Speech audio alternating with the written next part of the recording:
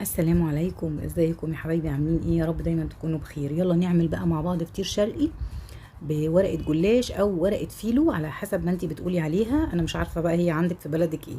حاجه كده تنفع للفطار خفيف، ينفع لعشاء خفيف، ينفع جنب الاكل. جميله جدا جدا. لو انتي هتعمليها مثلا جنب اي وجبه رئيسيه هتبقى حلوه قوي قوي، والولاد كمان هيحبوها وهيتبسطوا منها قوي. وكمان سهله جدا. هنقول بسم الله ونصلي على رسول الله عليه افضل الصلاه والسلام. وهنبدا نجيب ورقه الفيلو او الجلاش، ونرص طبقتين وندهن. بقى ايه هي اللي هندهنها دي؟ دي عبارة عن اللي هي في الطبق، اللي هي في الطبق البايركس او في الحلة البايركس دي. دي عبارة عن كوباية زبادي، 3 معالق سمنة او زيت او زبدة، اي مادة دهنية عندك، اي مادة دهنية. وما تنسيش بقى الحاجة المهمة جدا، ونص كوباية حليب. وحاجة مهمة جدا ايه هي؟ نص معلقة بيكنج باودر او بيكنج صودا، او صودا الخبز، اللي انتي بقى شوفي هي عندك ايه هي دي. دي هتحطيها وتروحي مقلباهم كلهم بقى من غير بيض ولا اي حاجه. هي ما فيهاش بيض ولا اي حاجه خالص.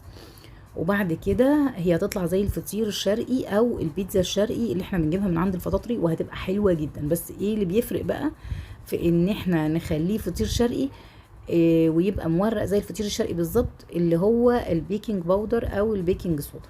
هنا بقى انا كنت بدهن بره، لان طبعا هي كانت متفشفشه خالص، الجلاشه كانت متفشفشه. حطيت 6 طبقات تحت، وبدأت بقى احشي اي حشوة عندك بقى لانشون تمام، عندك تركي تمام، عندك. انا كان عندي لحمة عصاج كانت موجودة في الفريزر، حطيتها في الميكرويف فكت، وبعد كده نزلتها في النص. وبعد كده حطيت عليها شوية فلفل الوان، وحطيت كمان جبنة ميكس. وحطيت كمان مع الفلفل الالوان نص بصلايه كده صغيره، وفلفل حامي على اساس تبقى سبايسي كده وطعمها حلو. وبعد كده قفلتها وبدات احط الطبقات. لو انتي وصلتي معايا لحد هنا ما تنسيش تشتركي في القناه وتفعلي زر الجرس عشان يوصلك بامر الله كل جديد.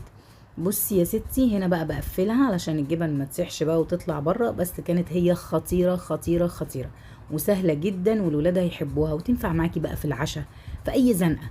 على فكره انت ممكن تسويها كمان وتشيليها في الفريزر، اي وقت محتاجاها تطلعيها تفك، وبعد ما تفك تحطيها في الفرن دقيقه او دقيقتين حتى. ممكن تطفي الفرن على اساس ان هي ايه، تسخن. لو انت مثلا موظفه وعايزه تعملي حاجه ترجعي بالليل او متاخر، تاكليها بسرعه انت والولاد. لو عايز تاخديها معاكي النادي ممكن تحطيها في الميكرويف، مش تاخد 20-30 ثانيه، هتلاقيها فكت وبقت جميله جدا. وكمان مورقه وتحفه جدا، تحفه تحفه، عجبت الولاد جدا جدا. بس انت اهم حاجه يعني تسهلي على نفسك. يعني تلاقي نفسك عندك وقت، ابدأي اعملي اي حاجه تنفعك في الوقت الفاضي اللي انت فاضيه فيه، تنفعك بعدين بقى في الوقت المشغوله فيه.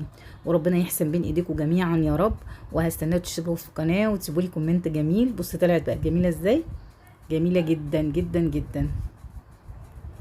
ايه رايكم؟ طبعا انا رغيت كتير جدا، ويا رب اكون وفيت وكفيت.